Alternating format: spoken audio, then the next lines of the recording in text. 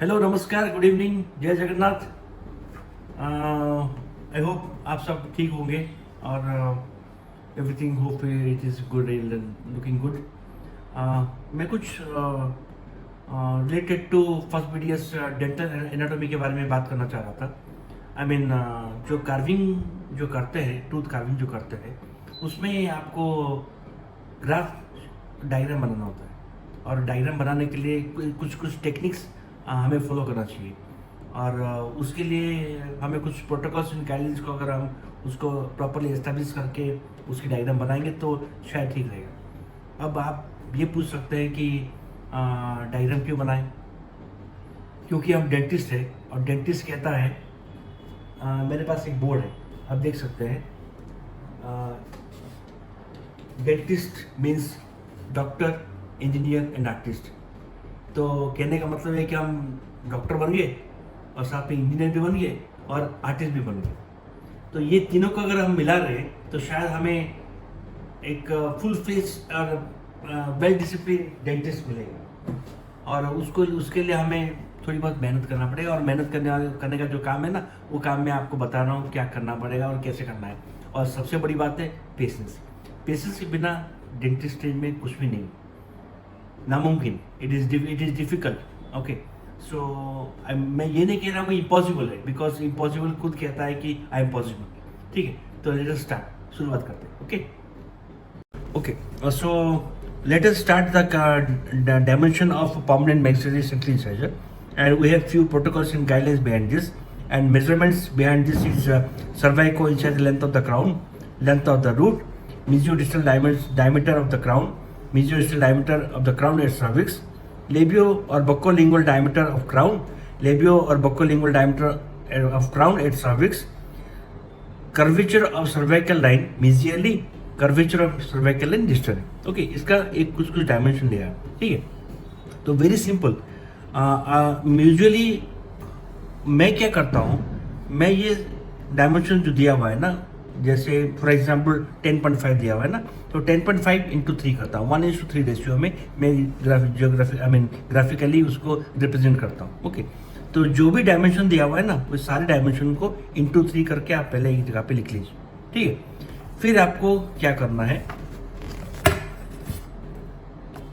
आप तीन part crown को 3 पार्ट में डिवाइड कीजिए और रूट को 3 पार्ट में डिवाइड कीजिए। जैसे यहाँ पे फर्स्ट चैप्टर में दिया हुआ है,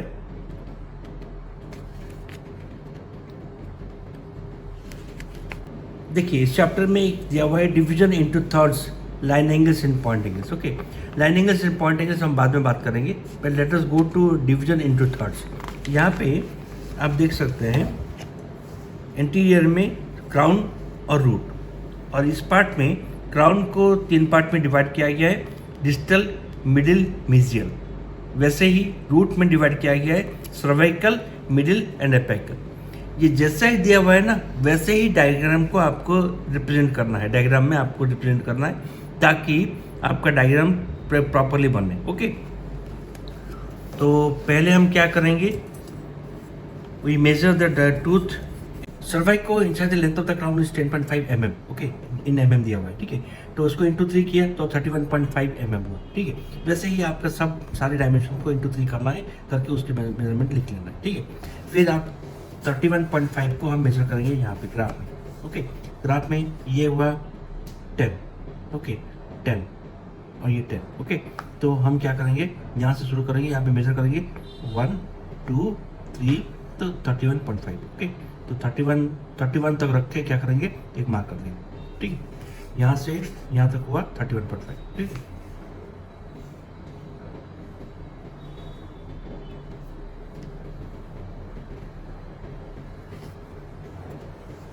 फिर length of the root is 3.9, तो 39 mm।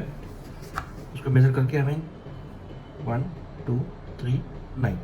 ठीक है, एक आउटलाइन, पहले हमें एक आउटलाइन बनाना है, आउटलाइन। ओके, पहले आउटलाइन बनाओ, फिर उसको ज्वाइन करो, फिर आपका डायग्राम ठीक हो जाएगा। ठीक है, mesiodistal diameter of crown is 8.5 mm, जिसको हम मेजर इंटू 3 करेंगे तो 25.5 mm होगा। ठीक है, तो यहाँ पे आएगा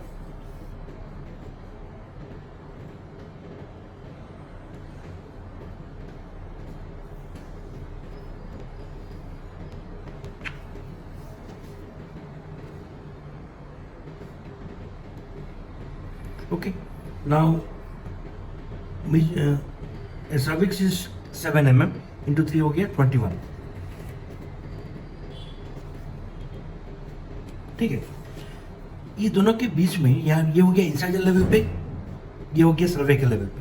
ये दोनों के बीच में हमें तकलीफ होगा, तो उसके लिए हमें क्या करना पड़ेगा, इन दोनों के बीच में एक आउटलाइन बना के मेजर करके मार्क करना पड़ेगा.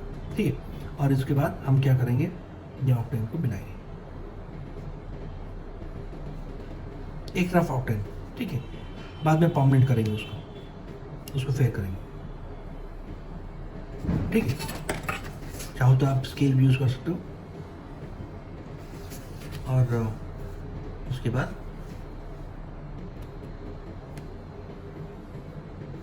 ठीक, नाउ यू कैन रफली assume the cervical line is convex. It is convex. Okay, तो अगर आप लेफ्ट साइड का राइट साइड का टूथ कर रहे हो तो ये हो गया मिजियल, ये हो गया distal.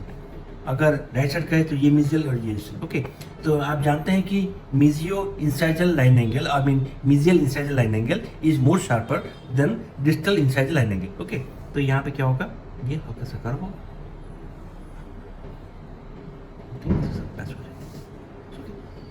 So roughly I made a diagram which is almost similar to permanent maxillary right central incisor. Okay, here you can see clearly that this line angle is more curvier than mesio-incisal line angle. Okay, similarly you work on the root.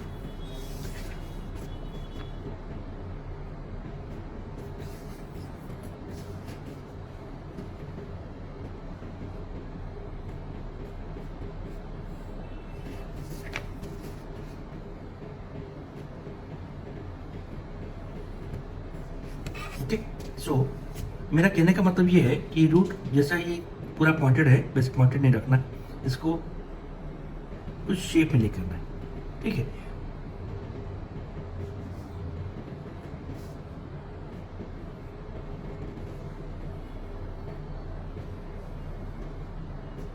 okay, so now it is done about the labial aspect of permanent maxillary central incisor, where you can see crown length, root length, and the trapezoid outline of the crown and the conical shape of the root. Okay, everything is done. Okay, now you can see the tooth in one third: cervical, so incisal, middle, cervical, middle, apical. Okay, now you do the same for lingual. Now we will go to the lingual aspect of root, lingual aspect of permanent maxillary central incisor, where dimension is almost same. We have to make the measurement of the cervical line, which is coming around, incisor line, which is coming around 21.5. Mark it. Then mark the root, and mark it the cervical line, and mark it the apex, and draw it in that way. Okay, so this completes the proper dimension, proper measurement, and proper guideline for drawing proper diagrams of any tooth. Okay, if you feel any doubts and queries, feel free to ask and kindly mention in comments so that I can discuss later.